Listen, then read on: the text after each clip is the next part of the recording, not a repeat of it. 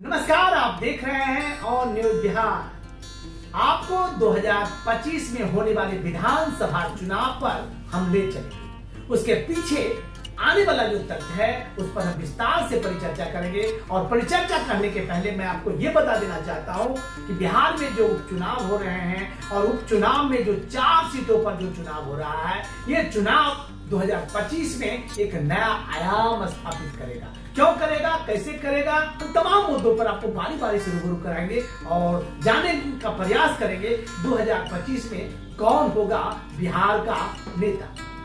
सबसे पहले मैं आपको बता दूं कि 2024 का ये उपचुनाव टेलर है और विधानसभा का जो चुनाव होगा 2025 का वो पूरा फिल्म होगा।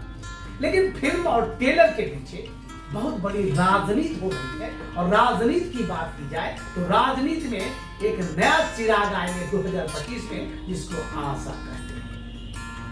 अब मैं बता दूं कि आशा वो जो कि पिछले दिनों चुनाव में चिराग जी ने जो भूमिका निभाए थे जेडीयू के लिए, वही भूमिका आरसीपी सिंह निभाने जा रहे हैं। जैसा कि नए समीकरण 2025 का होने जा रहा है, वैसा प्रतीत हो रहा है। आपको हम रूबरू कराते हैं। हमारे साथ इस चर्चा में है शामिल मदन गुप्ता सर और जानने का प्रयास करेंगे मदन गुप्ता सर से कि 2024 का जो उपचुनाव है 2025 में क्या फैक्टर लाएगी, क्या समीकरण बनेगा और आने वाला भविष्य क्या होगा। पहले ऑन न्यूज के दर्शकों को मेरा शुभकामनाएं। अगर मैं बात करूं 2025 की और ये बात करूं मैं बाई इलेक्शन की, तो ये बाई इलेक्शन में सारे लोग प्रयोग कर रहे हैं जितना 2 साल जो अथक प्रयास किए हैं प्रशांत किशोर, सारे लोगों की, सारे दल की पूरी जो नजर, जो पैनी नजर जो है कि आने वाले दिनों में क्या रोल करेंगे, क्या रोल निभाएंगे प्रशांत किशोर कितना शांत और कितना शोर, ये लोगों के मन में बातें आ रही है। तो सर आपने बताया प्रशांत किशोर कितना शांत है, कितना शोर कर रहे हैं। मैं कह रहा हूँ प्रशांत किशोर कितना शांत है और कितना श्योर है। हाँ जी सर, ये शोर कहिए इसको कहा जा सकता है। हम लोग इस मुद्दे पे बात करते हैं और पहले बताते हैं सर कि उनका जो ध्रुवीकरण बिहार के बारे में जो उन्होंने जाना है, एक तो है उन्होंने एंटी इनकम्बेंसी को बहुत उठाया आगे। एंटी इनकम्बेंसी के साहब आपने जंगल राज में आपने आरजेडी को उठाकर हटाया और लाए नीतीश कुमार को। नीतीश कुमार ने क्या किया, रोड दिया, बिजली दी, सब कुछ तो दे दिया, लेकिन बिजली का बिल कैसे भरा जाएगा। और आपने रोजगार नहीं दिया, पढ़ाई नहीं दिया, हेल्थ नहीं दिया। इस मुद्दे पे सब लोग आप पूछना शुरू कर रहे हैं क्योंकि आप छोटा सा कि हमारे पास डेवलपमेंट नहीं था। तो डेवलपमेंट के लिए 18 साल तो बहुत मायने रखता है। आपके 2 टर्म बहुत मायने रखता है कि आपने पुल बनाया, सड़कें बनाई, बिजली दी। लेकिन जो ये 18 साल हो रहे हैं, अब तो मांग रहा है बिहार कि हमें पढ़ाई चाहिए और रोजगार चाहिए।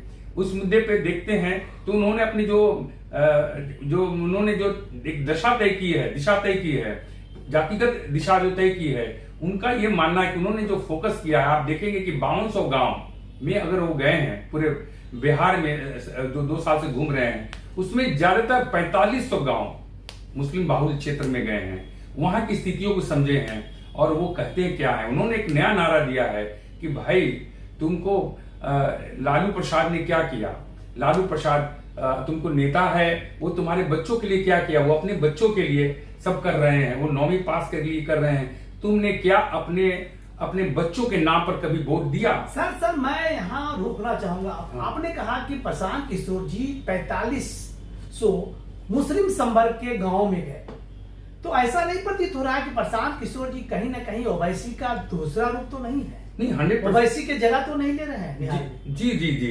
अगर आप देखने जाइएगा तो एक फिल्म जो होती है, आप देखते होंगे कि इस शुक्रवार को चलेगी तो दूसरे शुक्रवार को नहीं आती है। तो इस इलेक्शन में भी ओवैसी की जगह पर नया प्रयोग के रूप में कई पार्टियां आई हैं, जिसमें आप मुख्यतः आप प्रशांत किशोर जी कहेंगे और दूसरा आशा पार्टी है। ये देखने जाइएगा तो उसमें आशा पार्टी के बारे में मैं आपको बता दूं सर, आपने कहा आशा पार्टी जो आप सबकी आवाज, जैसा कि आरसीपी सिंह ने अपनी पार्टी का नाम रखा है आप सबकी आवाज।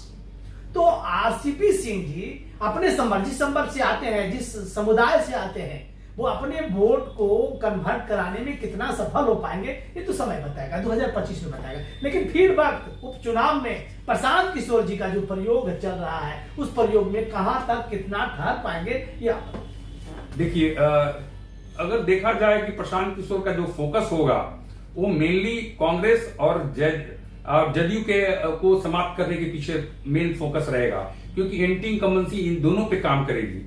राजद भी रहे सरकार में, उसने क्या किया है और वो वहां पर बताने में सक्षम हो रहे हैं कि भाई जो एम-वाई समीकरण को तोड़ने में लगे हैं, कि एम समीकरण को बता रहे हैं कि तुम्हारे लिए कितना, तुम जिताते हो किसको, आप यादव कम्युनिटी को जिताते हो, आप इसको, वो कहने में सक्षम हो गए और बता भी दे रहे हैं। और लगभग लोग अंडर करंट भी सुन रहे हैं और समझ रहे हैं चीजों को। गांव में बहुत प्यार से एकदम देख रहे हैं लोग। दूसरी कि अग्री जाति को भी लेकर चल रहे हैं, पिछड़ी जाति को भी लेकर चल रहे हैं, लेकिन मेन फोकस देखा जाए तो कांग्रेस को 0 पे ले आना है।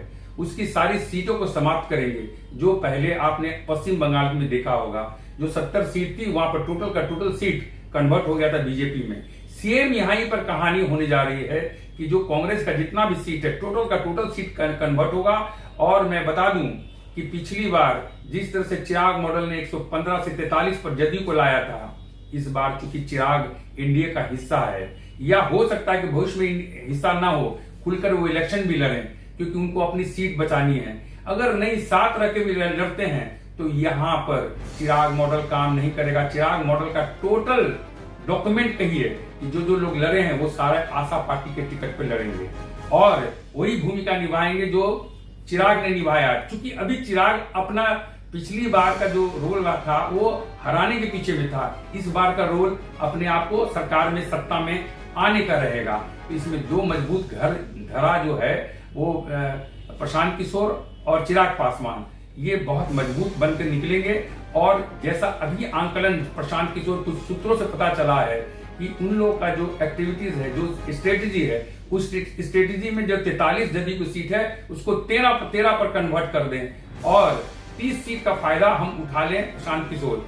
दूसरा, ये लोग कर रहे हैं कांग्रेस की सीट, ये भी सीधा का सीधा पूरा का पूरा उठकर चला जाएगा प्रशांत किशोर के खेमे में।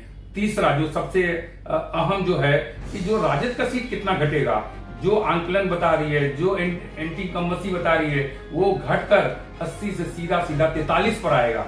इन दोनों को सीट मिलाकर और कुछ बीजेपी की छोटा मोटा घटेगी सीट, 10-15 सीट का नुकसान होगा, बहुत बड़ा नुकसान नहीं होगा। और ये सब मिलाकर 90 से 100 सीट के बीच में प्रशांत किशोर को आने जा रहा है। लगभग 20 सीट से 25 सीट आपको। तो ऐसा नहीं लगता कि दिल्ली वाला पैटर्न बिहार में प्रशांत किशोर जी अरविंद केजरीवाल के स्थान लेने जा रहे हैं? हाँ सर, ये दूसरा केजरीवाल बनने जा रहे हैं सर। एक और बहुत गौर से देखा जाए तो बहुत बीजेपी को कभी दिलचस्पी नहीं दिख रही है कि कभी भी यहाँ पर कोई नेता को खड़ा किया जाए, कोई नेता को पैदा किया जाए जो बिहार को लीड कर सके बीजेपी की तरफ से। कभी भी किसी तरह से न मुख्यमंत्री का कोई चेहरा बनाया जाता है, शैडो है। तो वो चाहते हैं क्या कि चूंकि यहाँ एक उनका मानना हो सकता है कि बिहार एक ऐसी धरती है कि जहां से एंटी इनकम्बेंसी शुरू हुई और भारत के जो जड़ कहलाता था कांग्रेस, उसको उखाड़ फेंका था। तो इसलिए बीजेपी कहीं ना कहीं सोचती है कि नहीं, किसी न किसी सहारे से चला जाए, हमको डायरेक्टली एंटी इनकम्बेंसी काम ना करे हमारे उसके ऊपर में, ताकि मेरा स्टेट लेवल पर आप देखने जाइएगा पूरा सीनरी होगा पूरे भारत का, तो हर जगह आपको दिखाई दे रहा है क्या कि रीजनल पार्टी जो है वो स्टेट में गवर्न कर रही है और सेंट्रल में भारत सरकार में जो है वो बीजेपी की सरकार बन रही है। सर, मैं आपको रोकना चाहूंगा। कुल मिलाकर आपने स्पष्ट कर दिया कि बीजेपी बिहार में कोई इंटरेस्ट नहीं ले रही है। उनका सरकार बने या ना बने उससे कोई लेना देना नहीं। कुल मिलाकर जेडीयू को धकेलना है, प्रशांत किशोर को आगे करना है और केंद्र में सरकार बने रहे, इसके लिए पूरी स्ट्रेटेजी उन्होंने तैयार कर दी है। आपने ये भी बात सही कहा कि बीजेपी ने अपना बड़ा चेहरा सामने नहीं कर रहा है कि वो उनके मुख्यमंत्री को उम्मीदवार हैं, शेडू के रूप में यहाँ काम कर रहे हैं। मुख्यमंत्री नीतीश कुमार को उन्होंने आगे किया है इसलिए कि केंद्र में बने रहे। और इसी मुद्दे को लेकर के प्रशांत किशोर और आशा आरसीपी से आप सबकी आवाज बनकर एक नया इतिहास रचने जा रहे हैं। नीतीश कुमार के गढ़ में नीतीश कुमार के लोगों को सरपलस करेंगे और प्रशांत किशोर एक नया इतिहास रचेंगे। अरविंद केजरीवाल की तरह, जिस तरह से दिल्ली में अरविंद केजरीवाल ने अपना राज स्थापित किया, ठीक उसी तरह से प्रशांत किशोर बिहार में नया इतिहास बनाएंगे, नया आयाम स्थापित करेंगे और नया झंडा के साथ नया बिहार बनाने का। देखिएगा कि आनंदीबेन पटेल भी आई, उसमें कहा जा रहा था, सूत्रों से मालूम चल रही थी कि आनंदीबेन ने कहा कि आप जदयू को, जो आपने देखी एक रिपोर्ट आ रही है जो आपको 13% ही सीट मिलने जा रही है, जो एक सरकारी आंकड़ा बता रहा है, उन लोग का सर्वे बता रहा है, आप इस पर कीजिए कि पार्टी को मर्ज कर लीजिए हम में, और हम आपको उपराष्ट्रपति बना देंगे और आपके बेटे को 2.5 साल तक के लिए, निशांत को हम सीएम भी बना सकते हैं। इस पर हुआ, लेकिन ये चलकर नहीं कहा कि नहीं, नेतृत्व में, हमारी नेतृत्व में ही सरकार लड़ी जाएगी और हम ही मुख्यमंत्री रहेंगे। वो आप लोहाना बात में नहीं आए, जैसा सूत्र बताते हैं। ये अंदर खाने की बात है। अब तो ये भी बात उठ रही है कि नहीं, डिप्टी सीएम बनने का चाहत को भी दिया गया है प्रशांत किशोर की तरफ से चिराग पासवान को, कि आप पार्टी लड़िए, मेरे साथ मिलकर लड़िए, आप डिप्टी सीएम रहिएगा, मैं सीएम, हमारे जनसुराज से एक सीएम रहेगा। तो बहुत उठापटक चल रही है, बहुत सारी गिनती चल रही है। देखिए कि किस तरह करवट बदलती है और कुछ ना कुछ नया होगा जिस तरह से दिख रहा है। ये आप सुन रहे थे और बिहार के editor in chief Madan Gupta sir, उन्होंने स्पष्ट तौर पर कर दिया कि बिहार में 2025 में कुछ नया होने जा रहा है और नया होने में प्रशांत किशोर की भूमिका अहम होगा। देखते रहिए और न्यूज।